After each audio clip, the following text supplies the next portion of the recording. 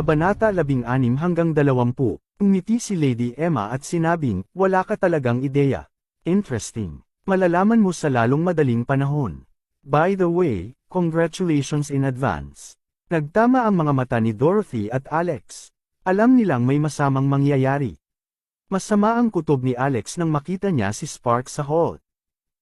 Halos alas 4 na at marami ng tao sa banquet hall. Si Madam Joanne na may kulay rosas na pisngi sa isang plain moon white dress ay nakatayo sa ilalim ng spotlight. Iniunat niya ang dalawang braso at tumahimik ang lahat sa hall. Ngayon ay ang ika-15 anibersaryo ng Essex Constructions. Nais kong pasalamatan ang lahat ng aming mga kasosyo sa negosyo para sa iyong presensya ngayong gabi. Pumalakpak, pumalakpak, pumalakpak, nagpalakpakan ang mga tao. Ayon sa aming nakagawian na pagsasanay, ngayon, ang nakababatang henerasyon ng pamilyang Essex ay gagantimpalaan batay sa kanilang pagganap. Ngunit sa pagkakataong ito, may kaunting twist.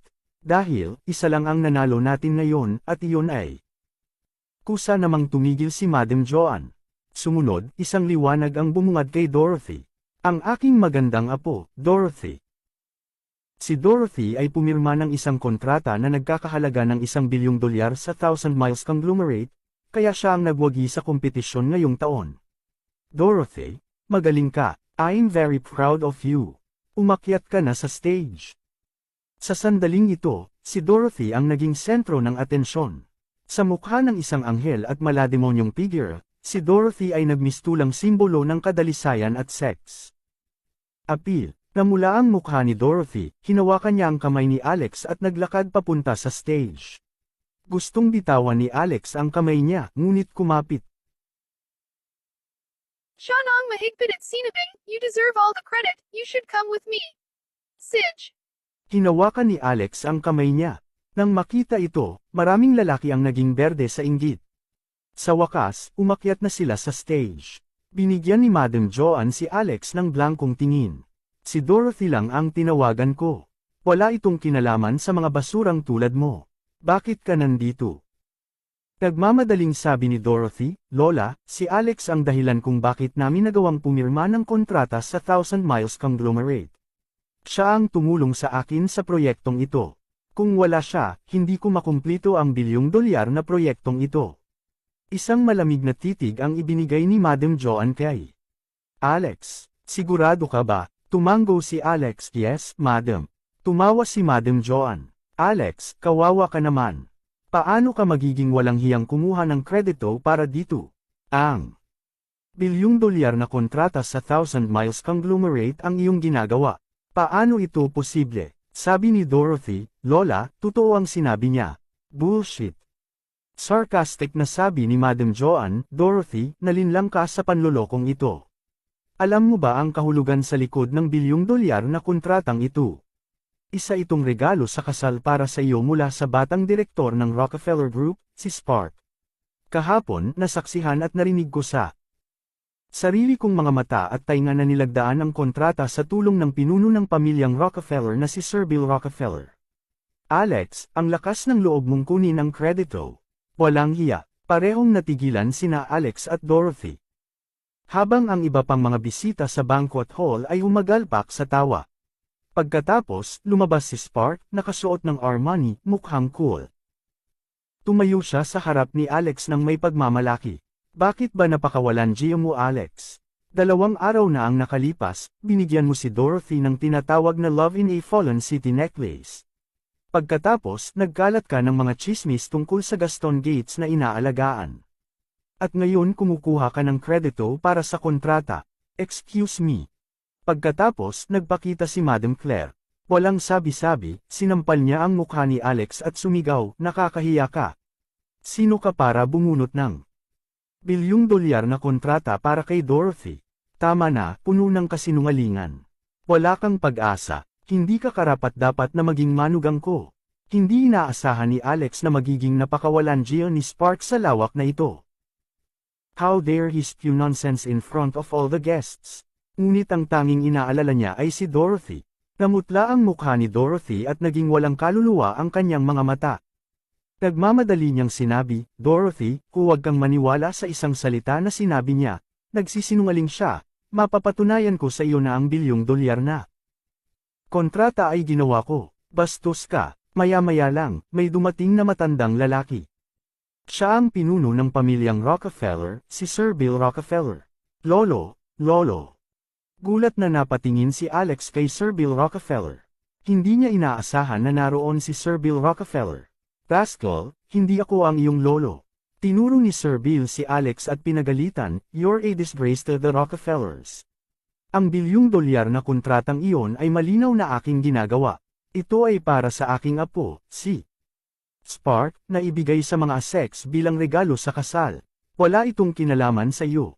Ikaw na basura, hindi ka karapat-dapat na maging isang Rockefeller. Magwala ka." Nadama ni Alex na napahiya si Bill Rockefeller. Naalala niya ang nangyari 10 buwan na ang nakalilipas, kung saan napahiya din ang kanyang ama na si William. Sabi niya, "Lolo, bakit ka nagsisinungaling? Hindi ko maintindihan. Pareho kaming pamilya ni William pero bakit kami nakakasira sa paningin mo?" "Bakit? Dahil pareho kayong isang kahihiyan sa sangkatauhan." Boss, napakasakit ng puso ni Alex na para bang isang kutsilyo. Ang tumusok dito, nangingilid ang mga luha sa kanyang pisngi. "Dorothy, please trust me, hindi ako nagsinungaling." Tumingin si Alex kay Dorothy gamit ang malungkot at walang magawang mga mata. Ngunit sinampal siya ni Dorothy at naluluhang sinabi, "Biniibig mo ako. Akala ko nagbago ka na, pero mas naging kasuklam-suklam at walang hiya ka. Napakalaking sinungaling mo. Naiinis ako sa'yo."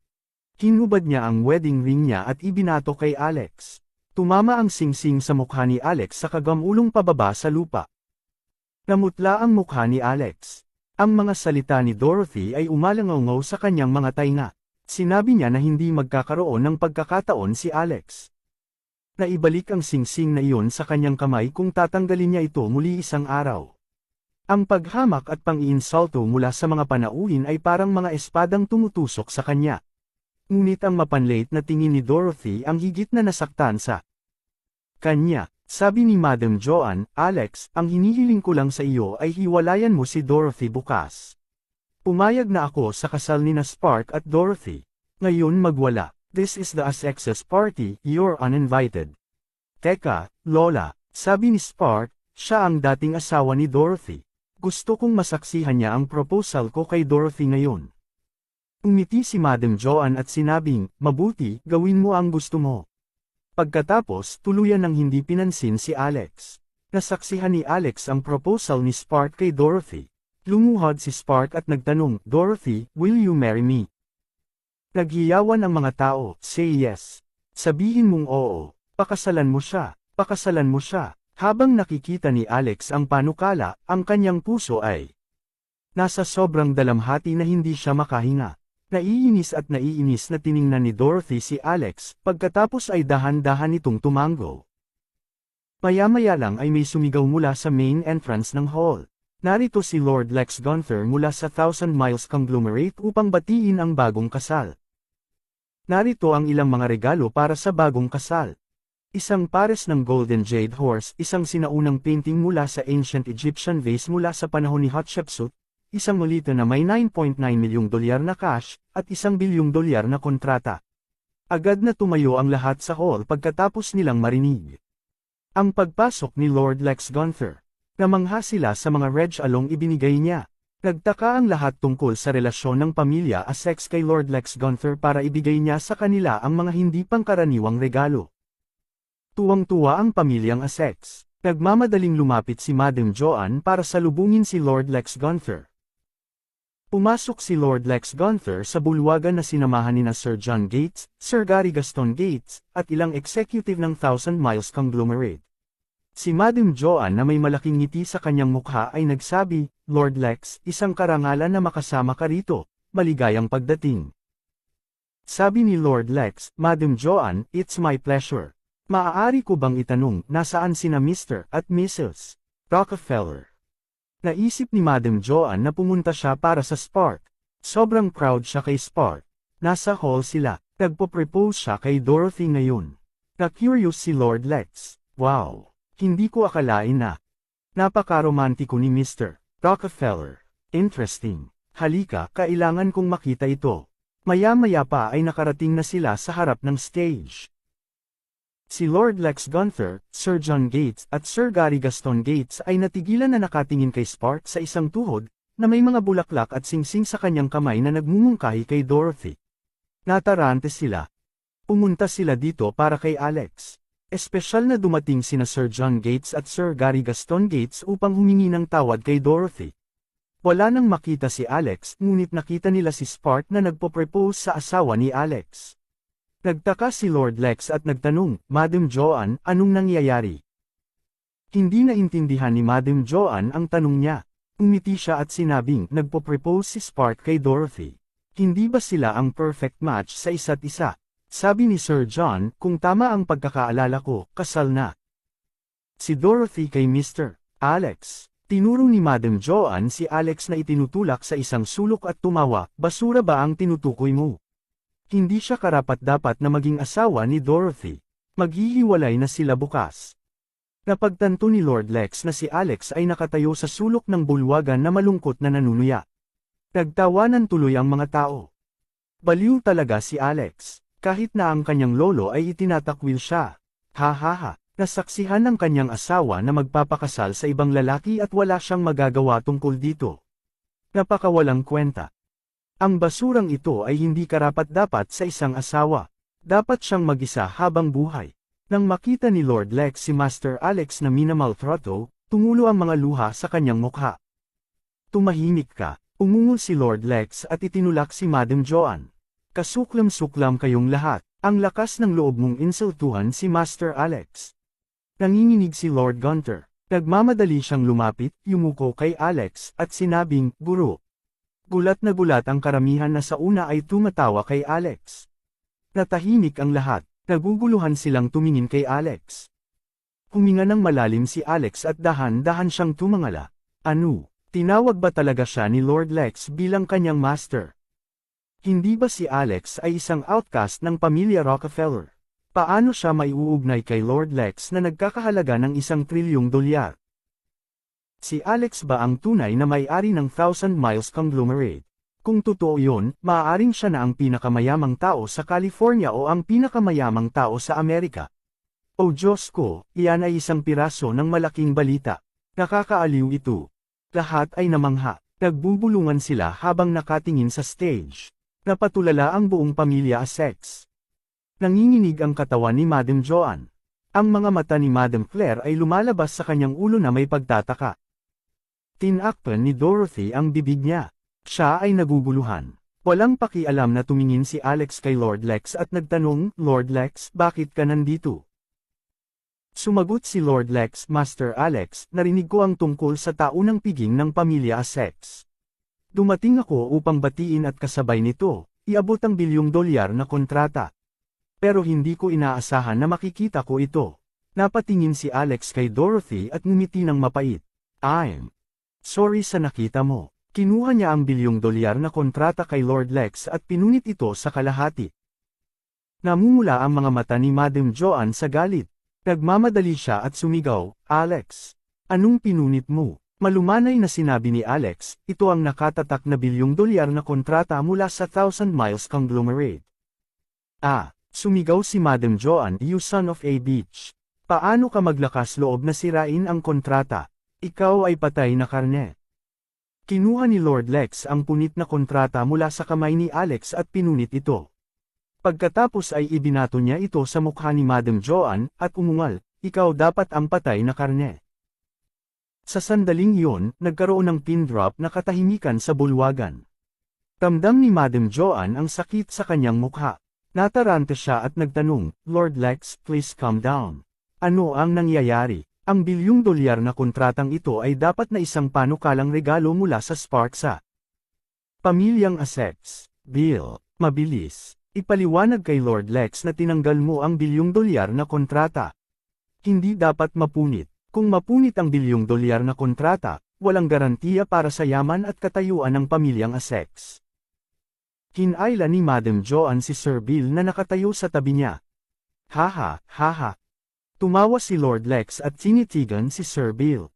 Ano ang sinabi mo? Inalis mo ang $1 bilyon na kontrata para iregalo ang pamilyang Essex. Hindi inaasahan ni Sir Bill ang presensya ni Lord Lex. Natahimik siya at hindi naglakas loob na gumawa ng ingay. Galit na sinampal siya ni Lord Lex at sinabing, walang hiya kang matandang hag. Magwala ka, paano ka karapat-dapat na gawin ito? Nagsimulang magduda ang lahat kung sino ang bumunot nitong $1 bilyong na kontrata. Nanlaki ang mga mata ni Dorothy. Nagsimula siyang magduda kung regalo ba talaga ito ng asawa niyang si Alex. Natarante si Madam Joanne at nagtanong, Lord Lex kung hindi ang pamilyang Rockefeller ang nagbunot nito. Sino ang gumawa? Malamig nang umuso si Lord Gates, nasisiraan ka na ba ng bait? Ang $1 bilyong na kontratang ito ay regalo ni Master Alex kay Lady Dorothy. Hindi mo deserve ang papuri ko. Nandito ako para kay Master Alex. Parang kidlat ang kanyang pahayag. Naalis ang lahat ng pagdududa. Sampal, sinampal ni Dorothy ang mukha ni Spark. Sinungaling ka. Sa oras na iyon, sinamantala ni Gaston Gates ang pagkakataon na sipin si Spark. Siyempre sinungaling siya. Agad na lumuhad si Gaston sa harapan ni Lady Dorothy, Mrs. Rockefeller, pasensya na, naparito ako para humingi ng tawad sa iyo. Nabulag ako sa aking kasakiman at kumuha ng $15 milyong mula kay Spark para gawin ang kanyang utos, na sadyang magdulot ng kaguluhan at pagbabanta sa iyo, lahat para magpakita siya na parang isang bayani. Gusto kanyang agawin kay Master Alex. Nagkamali ako, patawarin mo ako. Ang mga mata ni Dorothy ay puno ng luha at hindi niya napigilan. Snap, pilit na hinablot ni Sir John ang kwintas kay Madam Claire at inihagis ito sa lupa, nabasag ito at sinabing, ito ay isang pekeng kwintas ng ating pag-ibig sa isang fallen city. Hindi lang ito ilegal, insulto din ito sa aming kumpanya. Nagulat ang lahat sa revelasyon. Lahat ng sinabi ni Spark ay kasinungalingan. Lahat ng katawa-tawang sinasabi ni Alex ay totoo. Ngunit ang lahat ay nag-alinlangan sa kanya. Sa mismong sandaling iyon, nakaramdam ng pagkadismaya si Alex. Napuno ng isip niya ang eksenang tumango si Dorothy bilang pagsang-ayon sa proposal ni Spark. Napaluha siya bago mabilis na lumabas ng hotel. Nalungkot si Dorothy kaya hindi siya makahinga. Sumagi sa isipan niya ang kaninang saad ni Alex. Masyadong malaki ang utang ko sa iyo sa nakalipas na 10 buwan. Gagawin ko ang lahat para makabawi sa iyo. Magkakaroon ka ng buong suporta mula ngayon. Gayunpaman, hindi siya naniwala sa kanya. Pinili niyang maniwala sa isang hamak. Si Dorothy ay nasa lupa na parang baliw, galit na hinahanap ang wedding ring na katatapos lang niyang itapon. Nang mahanap niya ito at isinuot muli, tumakbo si Dorothy palabas ng banquet hall na sumisigaw, mahal kong asawa. Kasalanan ko ang lahat, nasaan ka? Si Madam Joanne ay parang nawawalang kaluluwa. Tapos na ang lahat para sa atin. Naisip niya, ito ay orihinal na sinadya upang maging isang magandang araw, ngunit ang lahat ng ito ay nabaligtad. Hindi lamang ang pamilyang Essex ang dumanas ng matinding kahihiyan sa harap ng maraming mahahalagang panauhin, ngunit nawalan din sila ng $1 bilyong na kontrata at nasaktan ang Thousand Miles Conglomerate. Ang kanyang mga pangarap para sa pamilya Essex na makamit ang mahusay na taas ay natapos na bago pa man ito nagsimula. Lahat ng ito ay sanhi ni Bill at Spark Rockefeller. Napaisip si Madam Joanne. Galit na galit niyang dinampot ang kanyang tungkod at sinimulang hampasin si Bill habang sumisigaw, "You dumb liar! Papatayin kita!" Matapos masaksihan ang kaguluhang ito, si Lord Lex ay nagpakawala ng walang pakialam na buntong hininga at umalis kasama ang lahat ng kanyang mga tauhan at ang mga reg-along dinala nila. Pagkalabas ng hotel, pumunta si Alex sa ospital. Ito lang ang tanging lugar kung saan siya makakahanap ng ginhawa. Gusto niyang masahihin ang mga paa ng kanyang ina. Naging bahagi na ito ng kanyang pang-araw-araw na gawain sa nakalipas na 10 buwan. Kung ang isang pasyente sa isang pagkawala ng malay ay hindi nakatanggap ng ganoong paggamot araw-araw, sila ay makakaranas ng muscle atrophy at osteoarthritis. Kahit na nagising ang pasyente sa hinaharap, hindi sila makakagalaw ng walang makabuluhang trabaho sa physiotherapy. Alam ni Alex ang lahat ng ito dahil nagbasa siya ng maraming libro, artikulo, at medikal na journal tungkol sa pag-aalaga sa isang pasyenteng na comatose. Marahil, mas may kaalaman siya tungkol sa paksa kaysa sa karamihan ng mga nurse. Sa oras na ito, pumasok si Dr. Cheryl para sa kanyang regular na pagbisita bago umalis sa trabaho. Nakita ni Alex na suot niya ang Love in a Fallen City necklace na bigay nito sa kanya. Bagay talaga sa magandang mukha niya at malaanghel lang ang kombinasyon. Nang makita ni Dr. Cheryl si Alex, ngumiti siya at sinabing, Alex, ang ganda talaga ng mga salamin na alahas na niregalo mo sa akin. Maraming nagtatanong kung saan ko ito binili. Hindi alam ni Alex kung paano sasagutin ang komento ni Dr. Cheryl. Napatulala siya, hindi gaanong pinansin ni Dr. Cheryl ang kanyang tugon. O kakulangan nito at nagsagawa ng karaniwang pagsusuri para kay Madam Brittany. Nang matapos niya ang kanyang trabaho, biglang nagtanong si Dr. Cheryl, Alex, libre ka ba ngayong gabi? Bakit? Sagot ni Alex. Gusto kong maging boyfriend kita, sabi ni Dr. Cheryl. Natigilan si Alex. Napakaganda niya at hindi mapatla ang kanyang kagandahan kumpara kay Dorothy. Ngunit mas masigla ang figure ni Dr. Cheryl. Pakiramdam ni Alex ay nanaginip siya. Naisip niya sa kanyang sarili, alam ba niya na ang kwintas ay talagang tunay at nagkakahalaga ng 30 milyong dolyar. Marahil ay nananahimik siya tungkol dito ngunit ngayon ay agresibong hinahabol ako. Habang patuloy na nag-iisip si Alex, iniisip niya kung malungkot si Dr. Cheryl sa gabing iyon. Dapat ba siyang pumayag sa kanyang kahilingan? Habang inaalala niya ang nangyari kanina, ang puso niya ay naghihirap at hindi siya makaget over. Nagpasya siyang pumayag sa kahilingan ni Dr. Cheryl. Sabi ni Dr. Cheryl, well, may school reunion dinner ako ngayong gabi at may lalaking ito na matagal nang humahabol sa akin. I find him annoying. Gusto kong magpanggap ka na boyfriend ko at pigilan siya. Handa ka bang tulungan ako?